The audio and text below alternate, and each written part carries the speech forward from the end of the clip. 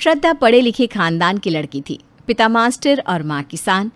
माँ ने बेटी को खूब अच्छा पढ़ाया लिखाया, खेती किसानी का ज्ञान दिया, लेकिन शादी वो कर दी शहर के एक शो ऑफ करने वाली फैमिली में। शादी के बाद बहू, ये पैंट शर्ट क्यों नहीं पहनती? सारा दिन या तो सूट साड़ी या फिर ये सूती का पैजामा। माँ जी, साड़ी में मुझे अच्छा लगता है और हल्की से हल्की पैंट में भी सारा दिन पेट कसासा नहीं रहता। कसासा? यू मीन टाइट सा? अरे कैसे गंवारों जैसी बात करती है तू बहू। और ये साड़ी का रंग तो देखो कैसा है भला।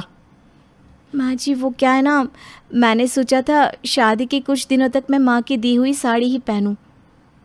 भाभी, साड़ी कौन पहनता है? वैसे चलो कोई ना, आप अपना देखो। भाभी हो जाती है तैयार और कॉलेज को निकल जाती है। उसके जाने के बाद ये क्या लेकर आया है बेटा? कोई लड़की है ये? ना कपड़े पहनने का सहूर ना मेकअप का। माँ, वो क्या है ना, बचपन से पढ़ाई के सिवा उसने कुछ नहीं किया। ये मेकअप फैशन कभी ध्यान ही नहीं दिया उसने। तो क्यों पसंद कर लिया भैया आपने? उसमें ऐसा क्या देख लिया? अरे 4 लोगों के बीच खड़ी तो हो सके, ऐसी तो लाते कम से कम। खैर, बहन और माँ की बात को इग्नोर करके रीना का पति ऑफिस चला जाता है। ऑफिस में क्या बात है, शादी के बाद तो चमक आ गई तेरे चेहरे पर। अरे रवि तो पहले भी चमकता था, अब कौन सी नई बात है? ये बताओ भाभी कैसी है? कैसी क्या? पहले ये बताओ, शादी में क्यों नहीं आए तुम लोग? गांव से शादी करोगे तो कैसे आएंगे? वैसे भाभी गवार तो नहीं लाए ना?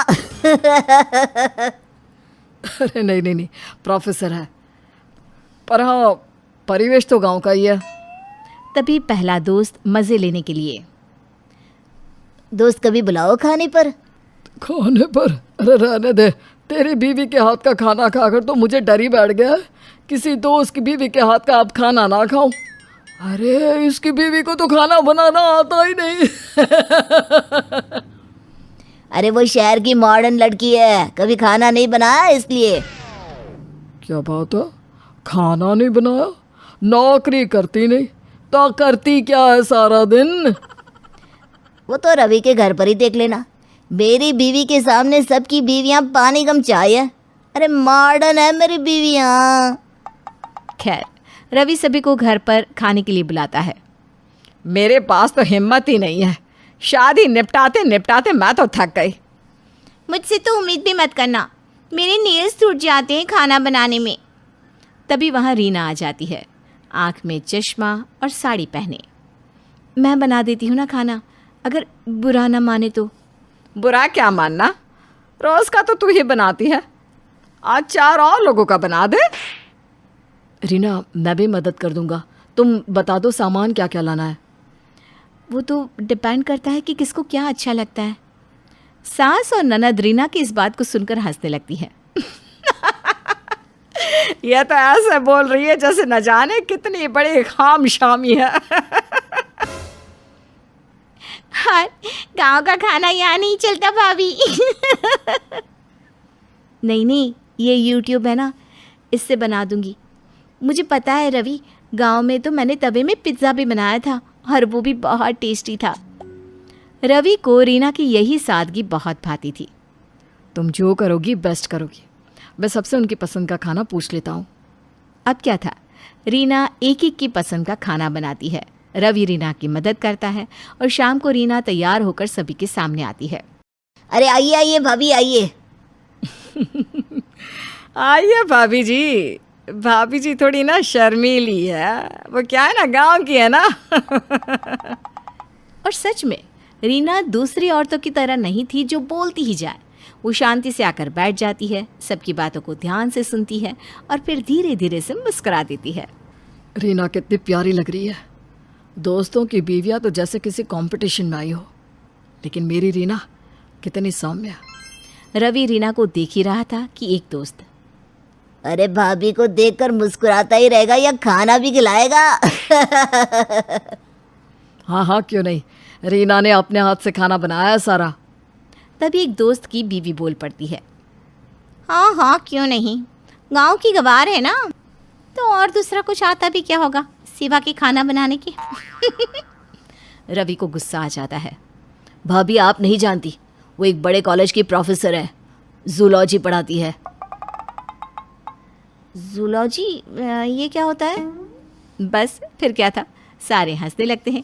लोगों को हंसता देख दोस्त की बीवी का सर नीचे हो जाता है, लेकिन रीना इसे देख लेती है और कहती है, अरे क्या हो गया, इसमें हंसने की क्या बात है?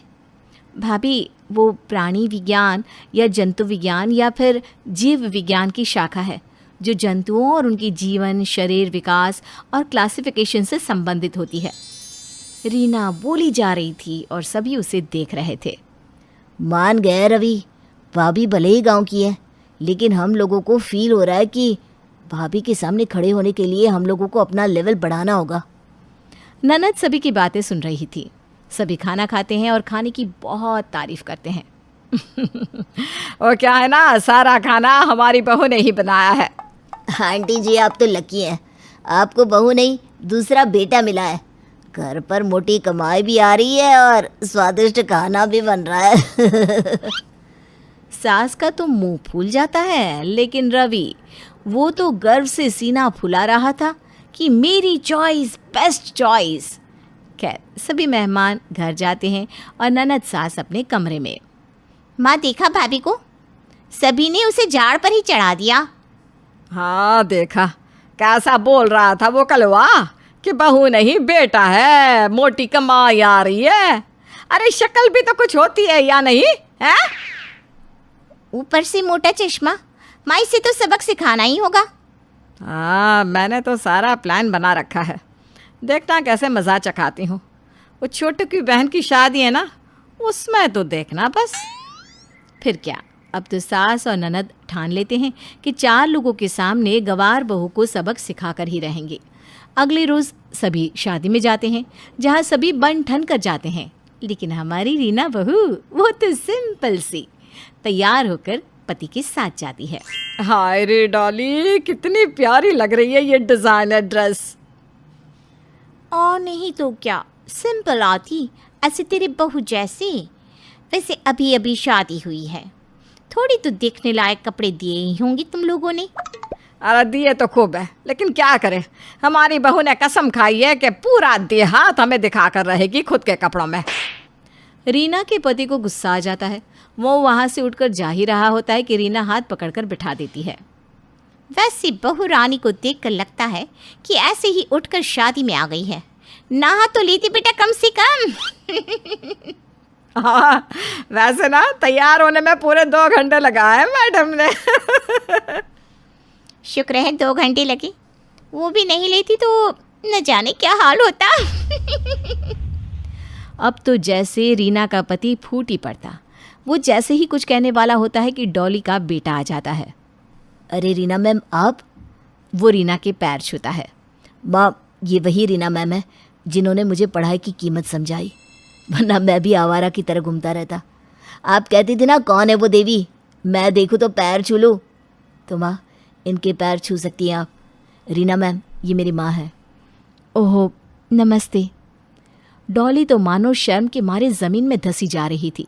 तभी रीना का पति बोल पड़ता है, संस्कार होने चाहिए जीवन में। शक्ल से मेकअप तो उतर जाती है, बाकी 2 घंटे उसे माँ और मेरी बहन को तैयार करने में लगे। डॉली मौसी, रीना ने आपके बर्बाद बेटे को जीवन भर के लिए सही राह दिखाई, और आप? मुझे माफ़ कर दो।